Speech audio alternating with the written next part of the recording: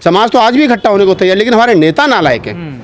ये नेता जो अगर अलग अलग प्रधानमंत्री और मुख्यमंत्री बनने की दौड़ में, इन्होंने सत्यानाश कर रखा है समाज का। अगर मैं कह रहा हूँ कि पूरे देश के SC ST OBC माइनॉरिटी के नेता एक मंच पर आ जाए तो ये सरकार नहीं बनेगी। अरे 6 महीने में सरकार बन जाएगी, 6 महीने में हम लोग राजनीतिक रूप से मजबूत हो जाएंगे। लेकिन हमारे नेता नहीं चाहते। कोई CBI का डर दिखा रहा है, कोई ED का डर दिखा रहा है, कोई अपनी संपत्ति बचाने में लगा है, कोई भैया भतीजों को बचाने में लगा है, किसी ने पार्टी को प्राइवेट लिमिटेड कर दिया है, कोई अपने दूसरे भाई को बचाने में लगा है, कोई जो है वो अपनी पत्नी को बचाने में लगा। तो सब लोग बचाने में लगे हैं। समाज की और बहुजन एकता की फिक्र किसको है? किसको अम्बेडकर फुले आंदोलन की चिंता है? किसको मान्यवर काशीराम साहब के मूवमेंट की चिंता है? बिल्कुल कर लिया। अगर हम लोग परशुराम की मूर्ति लगाने की बात करें, उसका जन्मदिन मनाने की बात करें, आज तेजस्वी यादव बिहार में ये कह रहे हैं परशुराम के वहाँ पे कायस्थों से माफी मांग रहे हैं कि मैं बड़ा शर्मिंदा हूँ। अरे तुमने सारे यादवों को मिट्टी में मिला दिया। अगर यहाँ पर अखिलेश यादव ये कह रहे हैं कि अगर हमारी सरकार बनी तो हम परशुराम की बहुत बड़ी मूर्ति लगाएंगे, सारे तुमने बहुजन महापुरुषों की ऐसी कर दी। अगर मायावती जी ये कह रही है कि मैं हमारी सरकार बनी तो हम क्या नाम है उसकी परशुराम की इतनी बड़ी मूर्ति लगाएंगे, 100 फुट ऊंची मूर्ति लगाएंगे, तो ये काम तो काशीराम का नहीं था, ये काम तो अम्बेडकर का नहीं था, ये काम तो फुले और क्या नाम है पेरियार का नहीं था। ये काम तो तुम नया शुरू कर रहे हो, और नया शुरू कर रहे हो इसलिए तुम नरक में जा रहे हो, इसलिए तुम गड्ढे में जा रहे हो। तो मैं कह रहा हूँ कि आप SC ST OBC की जनगणना कराओ ही मत। बस ये बता दो इस देश के अंदर ब्राह्मण कितने प्रतिशत है, इस देश के अंदर ठाकुर कितने प्रतिशत है, इस देश के अंदर बनिया कितने प्रतिशत। आसान है, 3 लोगों की जनगणना करा दो यार, पता तो चल जाएगा। और फिर ये भी जनगणना करा दो कि ये 3 लोग जो हैं ये जिनकी कितनी जनसंख्या है और टोटल देश के संसाधनों पर इनका कितना कब्जा है, तो पता चल जाएगा। इस देश के SC ST OBC को पता चल जाएगा, और खासतौर से OBC को पता चल जाएगा जो हिंदू बना फिर रहा है, जो बजरंग दल में जा रहा है, जो RSS में जाकर दड़ी बिछा रहा है, जो हिंदुत्व की चादर ओढ़े पड़ रहा है, जो हिंदुत्व की मरी लाश को अपने कंधों पर रहा है, उसको पता चल जाएगा कि तेरी भागीदारी इस देश के अंदर 55% है, और तू इस देश के संसाधनों पर 2 या 3% तेरा कब्जा है। कि बाबा साहब डॉक्टर अम्बेडकर जैसा दूरगामी व्यक्ति ये कह रहा है कि ब्राह्मण के घर की चाय मीठी हो सकती है लेकिन स्वास्थ्य के लिए हानिकारक होगी, हम घर में बिठा करके दूध पिला रहे हैं। A to Z की बात करके अगर शासक बनने होते तो अखिलेश भी मुख्यमंत्री बन गए होते, तेजस्वी बन गए होते, मायावती बन गई होती, वहाँ बिहार में क्या नाम है अपना रामदास अठावले भी बन गए होते, प्रकाश राव अम्बेडकर भी बन गए होते, जितिन राम मांझी भी बन गए होते, सारे बन गए होते ना। A to Z की बात करने के बाद में बन ही नहीं सकते। इतनी सी बात तो उनको BJP से सीख लेनी चाहिए। बीजेपी कह रही है कि हम हिंदू राष्ट्र बनाएंगे, वो हिंदू के वो तो मुसलमानों की बात नहीं कर रही है। उनको पता है इस देश के मुसलमान हमें वोट नहीं देगा, ना हमें चाहिए। तो अगर यही बात जो है इस देश का अगर मूल्यवासी कहना शुरू कर दे, इस देश के बहुजन समाज के नेता कहना शुरू कर दे कि हमें सवर्णों का वोट नहीं चाहिए, हम इस देश के SC ST OBC से अपना काम चला लेंगे, वो 85% हम सरकार बना लेंगे, तो क्या सरकार नहीं बनेगी? बन जाएगी।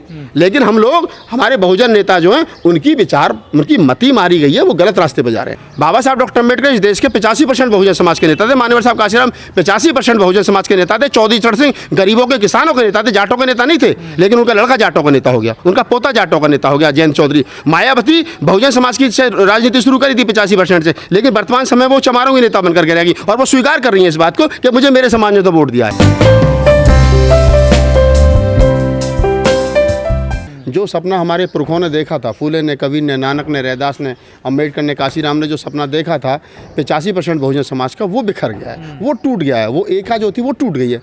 तो आप देखेंगे कि अगर बिहार के अंदर तेजस्वी यादव जो है वो सत्ता में नहीं है तो क्यों नहीं है, क्या कारण है? क्योंकि चिराग पासवान अलग लड़े। अगर उत्तर प्रदेश के अंदर हम लोग सत्ता में नहीं है तो क्या कारण है? क्योंकि 2 मूल्यवासी लोग, 2 बहुजन समाज के लोग, समाजवादी पार्टी और बहुजन समाज पार्टी दोनों टुकड़ों में अलग अलग लड़े, दोनों को इकट्ठा कर दिया, सरकार बन जाएगी। इसी प्रकार राजस्थान में, इसी प्रकार बिहार में, इसी प्रकार अन्य प्रदेशों में, इसी प्रकार महाराष्ट्र में आप देख लीजिए दलितों के कितने दड़े हो गए। तो हमारा बिखरापन जो है, हमारे जो टुकड़ों में बट करके लड़ना है, वो सबसे बड़ी समस्या है। और अगर हम इकट्ठा होकर के लड़ेंगे तो सरकार बनाना बहुत बड़ी बात थोड़ी है। आप जो बहुजनों की कल्पना करते हैं तो बैकवर्ड तो आपके साथ नहीं है, वो तो कभी नहीं कहता मैं बहुजन नहीं। आप कौन कहता है बैकवर्ड बहुजन नहीं है? आप मुझे बताइए कि यादव इस देश के अंदर जो बात मैं कह रहा हूँ वो नहीं कह रहा। यादव भी कह रहा हम जो है समाजवादी पार्टी के साथ हैं, यादव भी कह रहा है कि हम RJD के साथ हैं, यादव भी कह रहा है कि हम जो है वो अन्य किसी दूसरे लोगों के साथ हैं। आज जितना काम शेड्यूल कास्ट में जाटव चमार कर रहा है या अन्य कोई अम्बेडकरवादी कर रहा है, उससे कई गुना ज़्यादा आप देखेंगे कि OBC में यादव समाज कर रहा है। मैं आपको यादव उंगलियों पर गिनवा दूंगा, कम से कम 200 लड़के हमारे आपकी उम्र के जो है वो लगातार बोल रहे हैं, और वो कह रहे हैं कि वो बहुजन एकता बननी चाहिए। वो नहीं बन रही है तो क्यों नहीं बन रही है? उसके लिए लोग जिम्मेदार नहीं है। मान्यवर साहब काशीराम कहते थे कि नेता जैसा होता है समाज वैसा होता है, लेकिन मैं कह रहा हूँ कि समाज हमारा खराब नहीं है। समाज तो मान्यवर साहब काशीराम बहुत अच्छा बना के चले गए, समाज तो आज भी इकट्ठा होने को तैयार, लेकिन हमारे नेता नालायक हैं।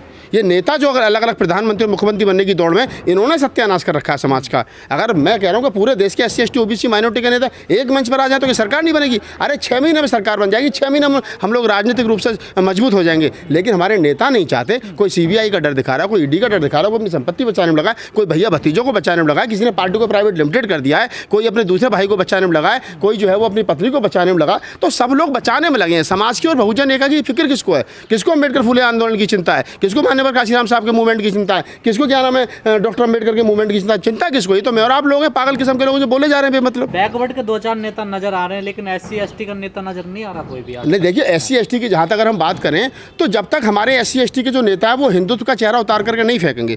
देखिए, जो काम फूले ने नहीं किया, जो काम कबीर ने नहीं किया, जो काम नानक ने नहीं किया, जो काम रैदास ने नहीं किया, जो काम पेरियार ने नहीं किया, जो काम ललित सिंह यादव ने नहीं किया, जो काम डॉक्टर अम्बेडकर ने किया, जो काम काशीराम ने नहीं किया, वो काम जो है हमारे बहुजन समाज के नेता कर रहे हैं। इसका मतलब अपने बहुजन समाज के महापुरुषों की विचारधारा को भुला करके जो दलित समाज के, दलित कम्युनिटी के, SC ST के नेता आगे बढ़ने की कोशिश कर रहे हैं, वो जानबूझ करके खड्डे में जा रहे हैं। हमारा 2500 साल का इतिहास रहा है, हम बुद्ध से लेकर के और मान्यवर साहब काशीराम तक हमारी एक विचारधारा रही है कि हम लोग कभी भी मनुवादी विचारधारा के साथ तालमेल हमारा नहीं बैठ सकता है। इस देश के अंदर अगर बहुजन एका के अंदर या मान्यवर साहब का जो हमारे बहुजन महापुरुष हैं उनके विचार में अगर कोई सबसे बड़ी बाधा है तो वो मनुवाद बाधा है। लेकिन हम देख रहे हैं कि फिर भी उसके बावजूद भी हमारे लोग जो है वो परशुराम की से समझौता कर लिया। बिल्कुल कर लिया। अगर हम लोग परशुराम की मूर्ति लगाने की बात करें, उसका जन्मदिन मनाने की बात करें, आज तेजस्वी यादव बिहार में ये कह रहे हैं परशुराम के वहाँ पे कायस्थों से माफ़ी मांग रहे हैं कि मैं बड़ा शर्मिंदा हूँ। अरे तुमने सारे यादवों को मिट्टी में मिला दिया। अगर यहाँ पर अखिलेश यादव ये कह रहे हैं कि अगर हमारी सरकार बनी तो हम परशुराम की बहुत बड़ी मूर्ति लगाएंगे, सारे तुमने बहुजन महापुरुषों की ऐसी कर दी। अगर मायावती जी ये कह रही है कि मैं हमारी सरकार बनी तो हम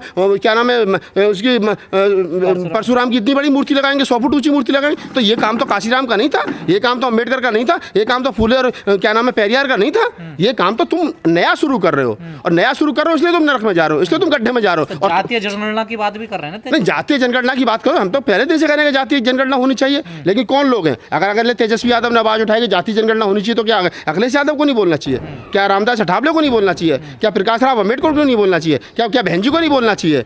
क्या और तमाम लोगों को नहीं बोलना चाहिए? अकेला तेजस्वी यादव ने ठेका ले रखा है। मैं ये कहता हूं कि SC ST OBC माइनॉरिटी के हक हकूक की जो भी बात है, जो अगर एक कोने से उठती है, तो जब तक मुल्क भर के नेता जम्मू कश्मीर से लेकर के कन्याकुमारी तक, पश्चिम से लेकर के उत्तर तक, तब तक सारे एक सुर में नहीं बोलेंगे, तब तक कुछ होने वाला नहीं है। पिटेंगे। A to Z की बात कर रहे हैं ना ये अब लोग, अब ये बहुजनों की बात नहीं करते। मैं कह रहा हूं कि आप अगर A to Z की बात करो तो खो ना। हम कह रहे हैं चलो आप हमारी जनगणना मत करो। अगर जनगणना का आप सवाल है तो मैं कह रहा हूं कि आप SC ST OBC की जनगणना कराओ ही मत। बस ये बता दो इस देश के अंदर ब्राह्मण कितने प्रतिशत है, इस देश के अंदर ठाकुर कितने प्रतिशत है, इस देश के अंदर बनिया कितने प्रतिशत। आसान है, 3 लोगों की जनगणना करा दो यार, पता तो चल जाएगा। और फिर ये भी जनगणना करा दो कि ये 3 लोग जो हैं ये जिनकी कितनी जनसंख्या है और टोटल देश के संसाधनों पर इनका कितना कब्जा है, तो पता चल जाएगा। इस देश के SC ST OBC को पता चल जाएगा, और खासतौर से OBC को पता चल जाएगा जो हिंदू बना फिर रहा है, जो बजरंग दल में जा रहा है, जो RSS में जाकर दड़ी बिछा रहा है, जो हिंदुत्व की चादर ओढ़े पड़ रहा है, जो हिंदुत्व की मरी लाश को अपने कंधों पर रहा है, उसको पता चल जाएगा कि तेरी भागीदारी इस देश के अंदर 55% है और तू इस देश के संसाधनों पर 2 या 3% तेरा कब्जा है, उसको पता चल जाएगा। तो मैं कह रहा हूँ जातिगत जनगणना होनी चाहिए, और अगर लगता है कि नहीं बहुत बड़ा तामझाम लगाना पड़ेगा तो आप 3 वर्णों की जनगणना करा दो और ये बता दो कि ये कितने संसाधनों पर काबिज है। लेकिन बिहार में जातीय जनगणना का फैसला ले लिया गया है, लेकिन राष्ट्रीय स्तर पर नहीं लिया गया है। नहीं, राष्ट्रीय स्तर पर मैं कह रहा हूँ कि राष्ट्रीय स्तर पर नहीं लिया जा रहा। अब उत्तर प्रदेश के अंदर तो सरकार नहीं है ना बहुजन समाज के लोगों की। उत्तर प्रदेश के अंदर तो ठाकुर साहब की सरकार चली, तो वो तो जातिगत जनगणना कराएंगे नहीं। उन्हें पता उत्तर प्रदेश के अंदर कितने % ठाकुर है, तो फिर और लोग कहेंगे अच्छा ये मुख्यमंत्री हम कौन है फिर है।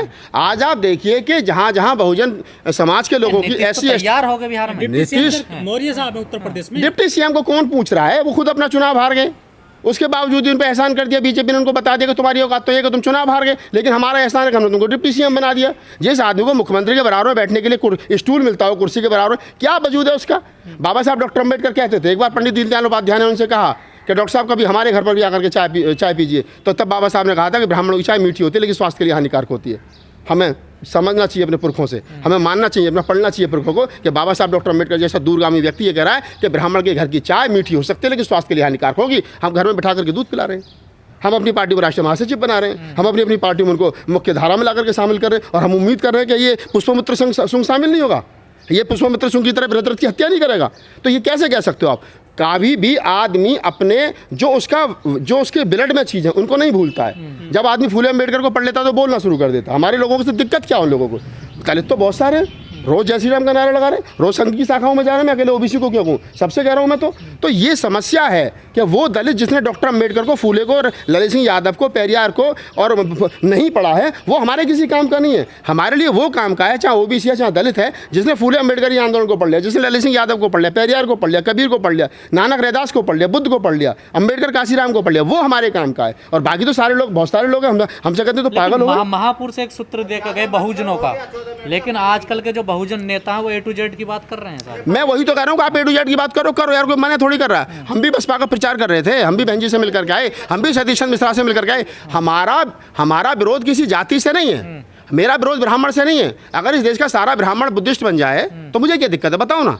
अगर सारा ब्राह्मण जो वो डॉक्टर अम्बेडकर की बात करने लगे, मुझे क्या दिक्कत थोड़ी है। लेकिन सावधान रहने की जरूरत है ना, वो किस दबाव में स्वीकार कर रहा है, इस बात को भी हमें समझना चाहिए। वो कह रहे हैं A to Z की बात करके हम शासक बनेंगे ना। A to Z की बात करके अगर शासक बनने होते तो अखिलेश भी मुख्यमंत्री बन गए होते, तेजस्वी बन गए होते, मायावती बन गई होती, वहाँ बिहार में क्या नाम है अपना रामदास अठावले भी बन गए होते, प्रकाश राव अम्बेडकर भी बन गए होते, जितिन राम मांझी भी बन गए होते, सारे बन गए होते ना। A to Z की बात करने के बाद में बन ही नहीं सकते। इतनी सी बात तो उनको बीजेपी से सीख लेनी चाहिए। बीजेपी कह रही है हम हिंदू राष्ट्र बनाएंगे, वो हिंदू के वो तो मुसलमानों की बात नहीं कर रही है। उनको पता है इस देश के मुसलमान हमें वोट नहीं देगा, ना हमें चाहिए। तो अगर यही बात जो है इस देश का अगर मूल निवासी कहना शुरू कर दे, इस देश के बहुजन समाज के नेता कहना शुरू कर दे कि हमें सवर्णों का वोट नहीं चाहिए, हम इस देश के SC ST OBC से अपना काम चला लेंगे, वो 85% हम सरकार बना लेंगे, तो क्या सरकार नहीं बनेगी? बन जाएगी।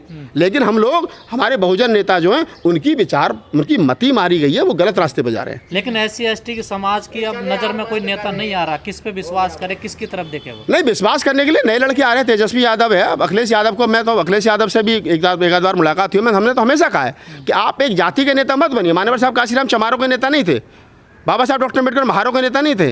बाबा साहब डॉक्टर अम्बेडकर इस देश के 85% बहुजन समाज के नेता थे। मान्यवर साहब काशीराम 85% बहुजन समाज के नेता थे। चौधरी चरण सिंह गरीबों के, किसानों के नेता थे, जाटों के नेता नहीं थे। लेकिन उनका लड़का जाटों का नेता हो गया, उनका पोता जाटों का नेता हो गया, जयंत चौधरी। मायावती बहुजन समाज की राजनीति शुरू करी थी 85% से, लेकिन वर्तमान समय वो चमारों की नेता बनकर के रहेगी। और वो स्वीकार कर रही है इस बात को कि मुझे मेरे समाज ने तो वोट दिया है, यानी 10% 8% जो जाट और चमार है, 12% उसने तो मुझे वोट दिया, तो बाकी वोट कहाँ भाग गया भाई?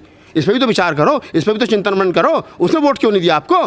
तो जो आप कह रहे हो कि जो लोग जो है वो किस पे भरोसा करें, तो नई पीढ़ी आ रही है, हमारे जैसे लोग आ रहे हैं। हम राजनीतिक नहीं, हम सामाजिक लोग हैं, लेकिन हम समाज को तैयार करने का काम कर रहे हैं, पत्रकारिता के माध्यम से, कविता के माध्यम से, भाषण के माध्यम से, जो भी हो सकता है। वर्तमान समय में इस मुल्क में फूले अम्बेडकरी विचार को बचाए रखना बहुत बड़ी बात है। अगर वो विचार बच गया तो मेरी गारंटी है कि हम लोग इनको हरा देंगे, क्योंकि उनकी संख्या कम है। ये संसद भवन में इनकी संख्या ज़्यादा हो सकती है, लेकिन देश में संख्या हमारी ज़्यादा है, हमको ये स्वीकार कर लेना चाहिए।